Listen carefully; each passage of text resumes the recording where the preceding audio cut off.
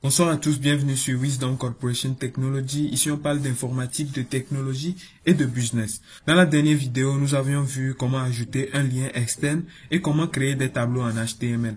C'était bien. Nous avions vu comment créer un lien entre notre document et notre page YouTube. Et puis, nous avions aussi créé le tableau qui nous permettait d'afficher les candidats admis à un examen. Aujourd'hui, je propose qu'on crée un formulaire.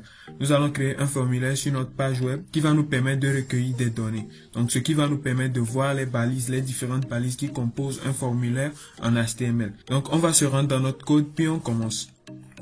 Voilà, notre formulaire va se situer juste après le tableau que nous avions créé. Donc, après la balise table, bien sûr. Pour créer un formulaire, nous avons besoin de la balise form.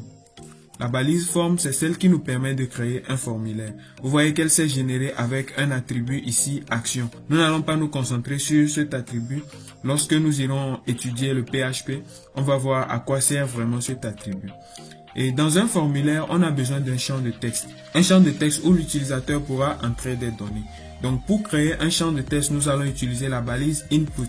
Et la balise input aussi se génère avec un attribut type qui est égal à texte. Nous allons voir tout à l'heure à quoi cela sert. Donc j'enregistre et puis nous allons actualiser. Vous verrez que réellement nous avons commencé à créer un formulaire. Donc lorsque j'actualise et que je descends, vous voyez le champ ici qui a été créé. Le champ où l'utilisateur peut saisir des données.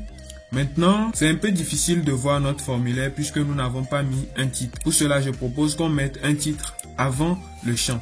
Le titre sera du type H3 et on va mettre inscription.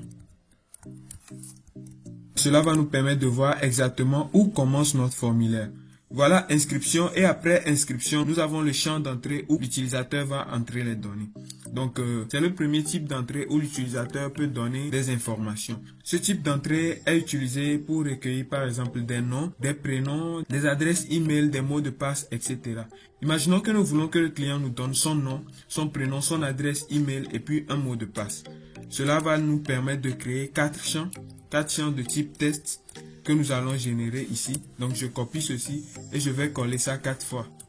Voilà, donc le premier input, nous avons le nom, le deuxième, nous avons le prénom, le troisième, nous avons l'adresse email et le quatrième, nous avons le mot de passe.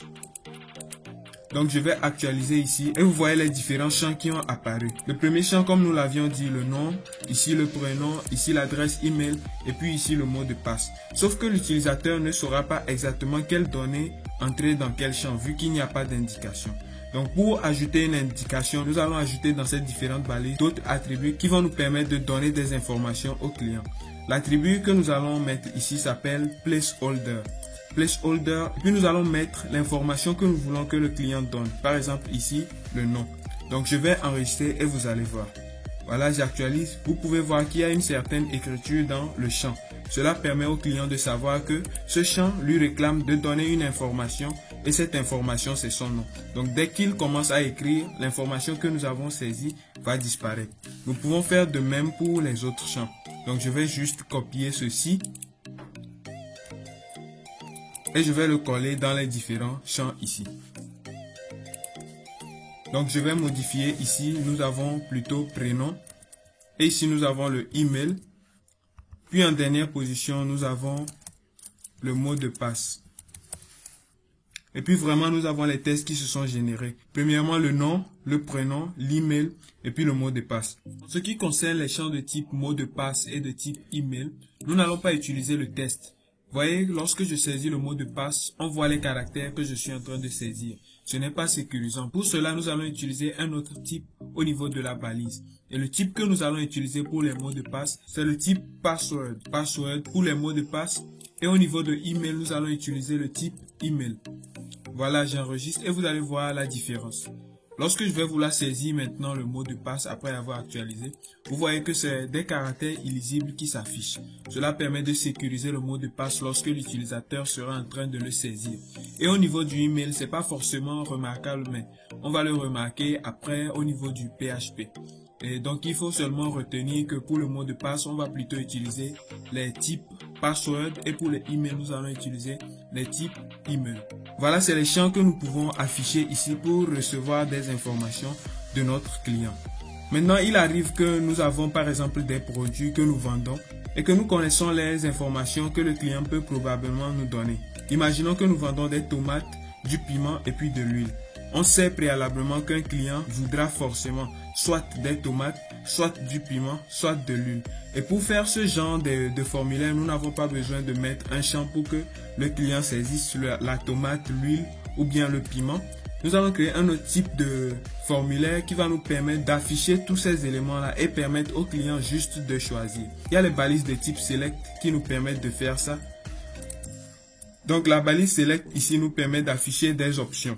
Vous allez voir le résultat enfin. Je peux mettre les différentes options que je veux. J'ai cité le piment, la tomate et puis l'huile. Donc je crée une balise option, la balise option, et dans la balise option je vais mettre ici tomate. Maintenant dans la deuxième balise option, nous allons mettre huile. Puis dans la troisième balise nous allons mettre piment. Je vais enregistrer et vous allez voir le résultat que la balise select nous produit. J'actualise. Voilà ce que la balise select nous produit. Elle nous permet de choisir un élément dans toute une liste.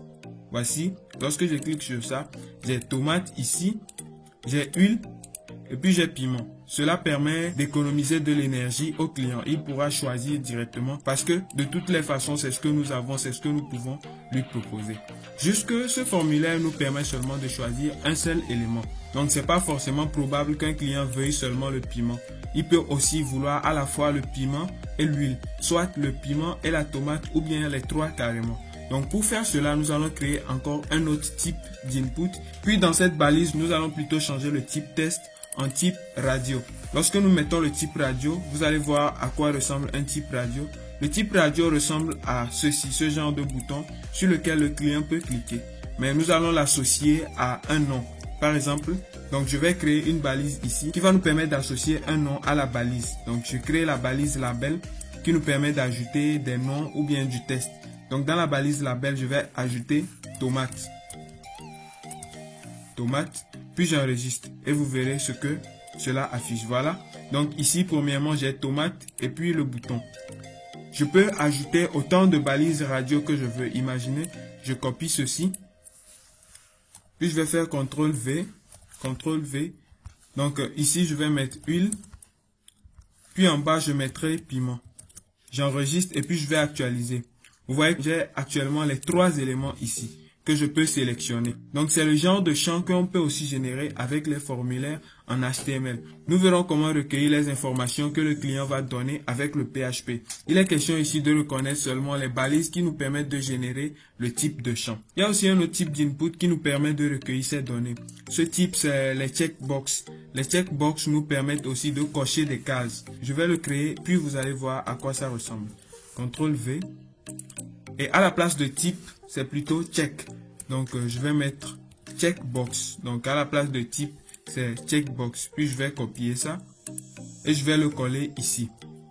Donc piment, peut-être que oui, je mets piment. Puis j'enregistre. Je vais actualiser et vous voyez ce que les checkbox nous permettent de faire. Ils nous permettent de créer des cases que le client va cocher. Maintenant, pour valider le formulaire, nous avons besoin d'un bouton. Et pour ajouter un bouton qui va nous permettre de soumettre les informations que nous avons données, on va ajouter ici une balise input. La balise input est avec le type submit. Submit qui signifie soumettre en anglais. Voilà, donc lorsque nous mettons type submit et que nous allons actualiser notre document ici, on va voir qu'il y a un bouton ici, le bouton envoyer. Donc toutes les informations que nous allons mettre ici. Après avoir fini de remplir ces informations, nous allons cliquer sur envoyer, puis les données seront envoyées vers notre base de données. Vu qu'on n'a pas encore de base de données, on ne peut rien encore faire. Ce n'est juste qu'un formulaire visible. On peut toutefois changer l'écriture aussi qu'il y a ici. Vous voyez que le navigateur a mis par défaut envoyer. On peut mettre aussi une valeur ici, donc avec l'attribut value. Et nous allons mettre maintenant ce que nous voulons, par exemple, soumettre. J'actualise et vous voyez maintenant ici nous avons soumettre à la place de envoyer. Donc c'est l'ensemble des balises que nous pouvons utiliser pour créer un formulaire. Je vous rappelle qu'il y a beaucoup d'autres balises, c'est-à-dire au niveau du type, il y a plusieurs autres types qui nous permettent de créer des formulaires. Par exemple, il y a les types file, il y a les types image qui nous permettent d'importer les images des fichiers sur notre site web. Il y en a tellement plein qu'on ne peut pas tout citer dans une même vidéo. Donc, je vous mettrai un PDF dans la description que vous allez télécharger afin de pouvoir comprendre les autres balises qui existent. L'important, c'est de savoir comment ils fonctionnent et c'est de savoir comment les trouver. À chaque fois que vous aurez besoin, vous pouvez faire une recherche et vous trouverez le type correspondant à ce que vous voulez faire exactement sur votre site web. Donc, merci d'avoir suivi la vidéo jusqu'à la fin.